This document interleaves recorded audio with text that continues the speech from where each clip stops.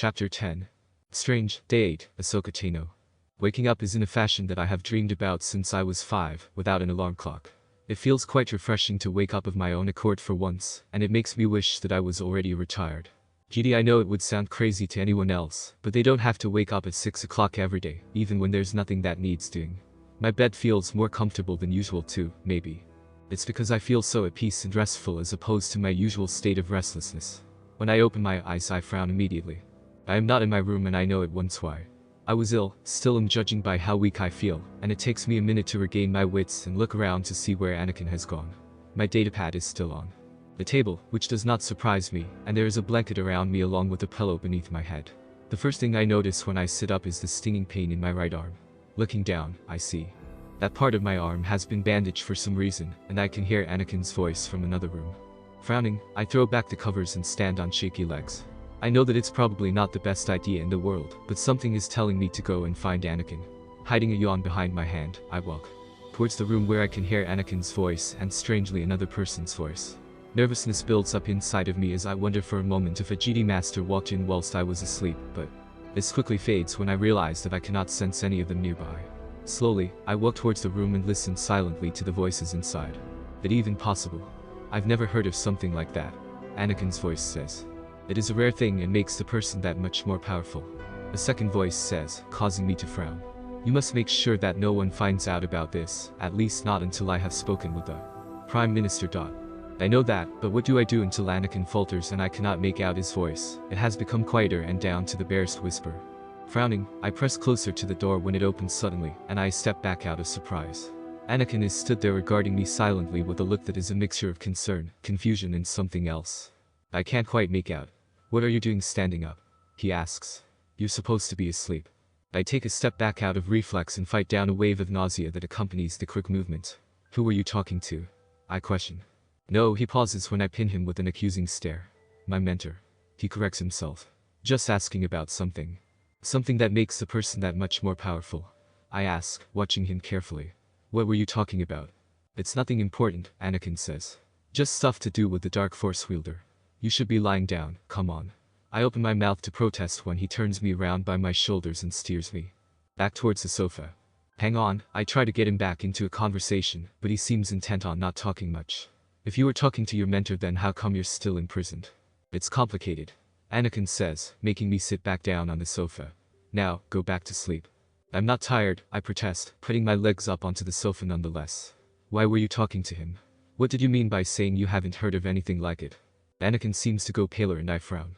I think you should really go back to sleep, you need to get better. What's wrong with me, then? I ask.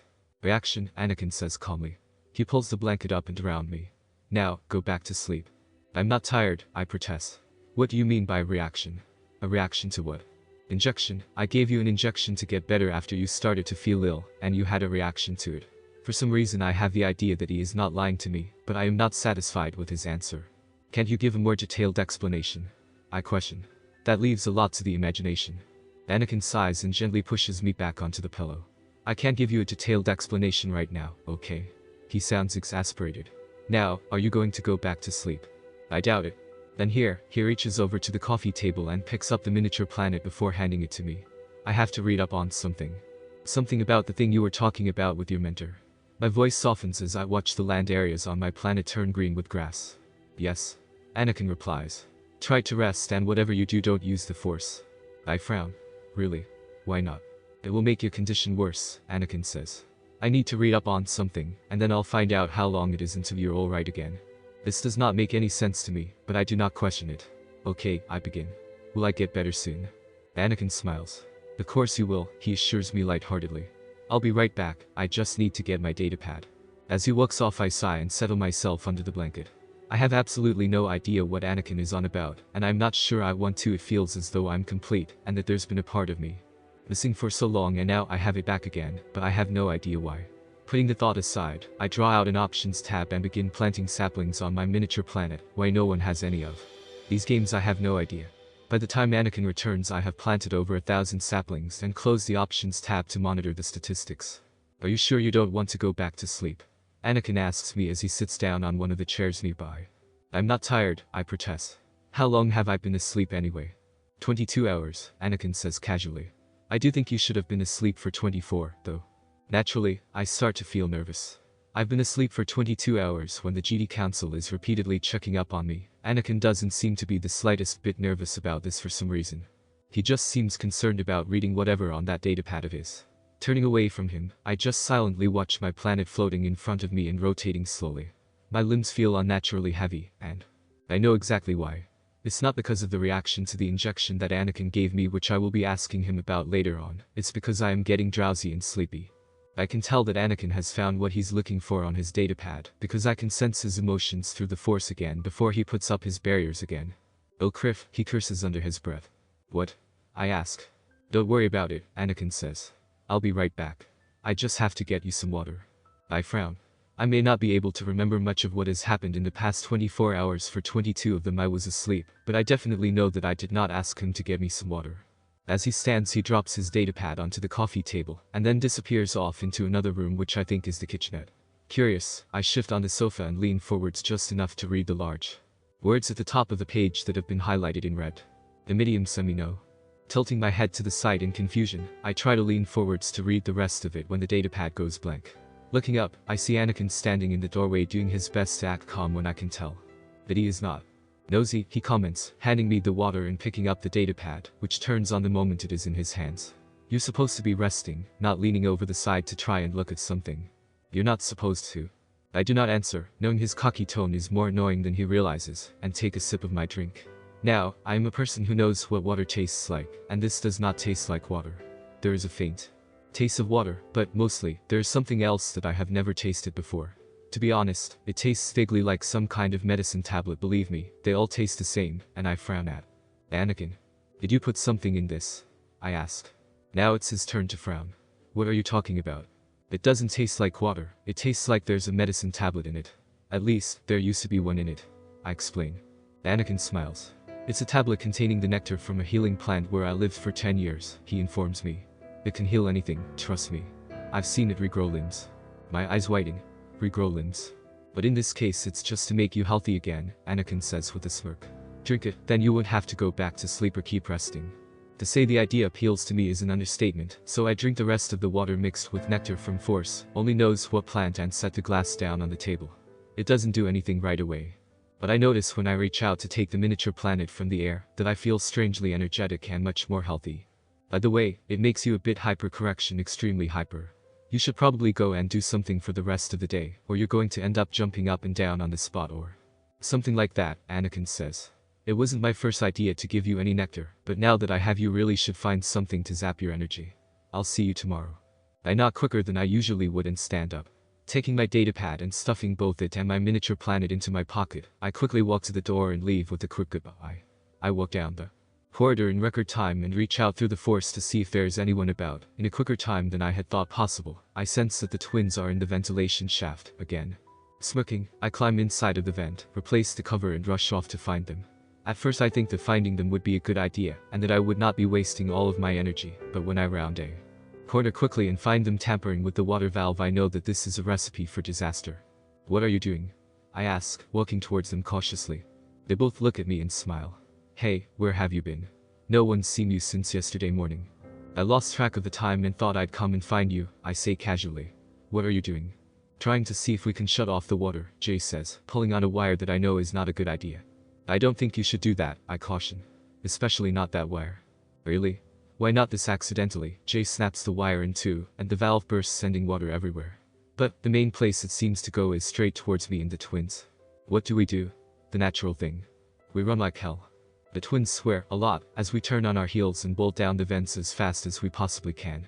I resist the urge to call them a pair of idiots, and instead use the Force to help me jump up to one of the vents above us. As I do this, they follow suit and the water goes straight past us. Of course, stuff like this happens all the time when you have friends who live to cause trouble. One day you could be causing a fuss with name-calling, the next you are hiding under a ship to evade a gang of thugs who want to murder you. I have said this to Barris many times, but she always said I'm overreacting, until she spent a day with the twins and they almost blew up Master Plo's starfighter.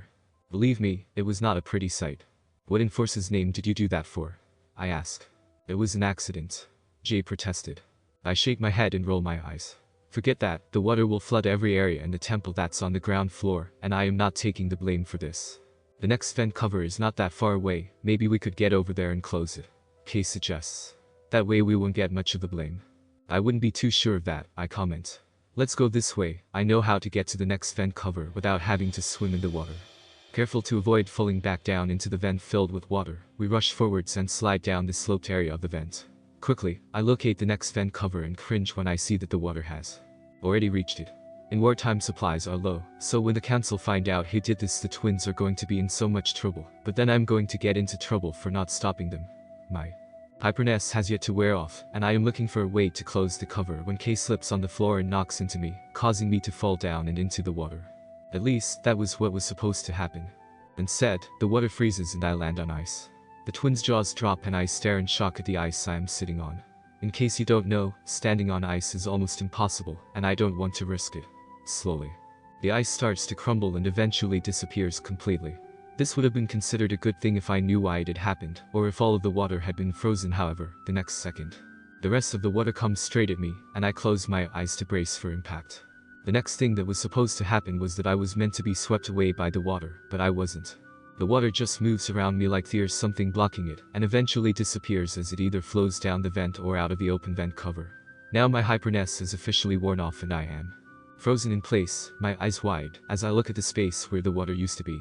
I am brought back to my senses by the voices of several Jedi outside of the vent, who just got drenched in water. Ahsoka, come on, we have to go.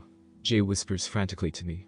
I know that it is serious because he said my name properly, and I turn and jump up into the space where they are, and follow them through many complex ventilation systems, until we come to a stop a long way away from where the water valve is. They are both panting heavily, as am I, but not as much, and they turn to look at me with shocked expressions. Neither one has forgotten about what happened and I have no idea what to say. What the hell was that? Kay asks. The water froze, then it went around you. How in the universe did you do that? I can only shake my head slowly. I don't think I did. You must have done it, Jay insists. We didn't, and there was no one else around. I don't know what happened, I say. And neither do you. Besides, we can't ask anyone about it, or they'll know that we were in the vents when the water valve burst, and then they'll know that you two had something to do with it, and I'll end up getting blamed even though I told you not to touch that wire. They don't seem happy but not in agreement. Okay, let's get out of the vents and then find Pedro. Kay says. I think you should go and ask Master Yoda about what happened. You want to get caught? I ask. No? Then I can't, can I? We went over this a minute ago. I remind them. Now can we just get out of here before anyone comes snooping around? As we begin to walk to the next vent cover so we can get out, I can sense that they are trying to think of an explanation of what happened in their minds, which is odd. I've never been able to sense what's going on in people's heads before, and I have no idea why I can now.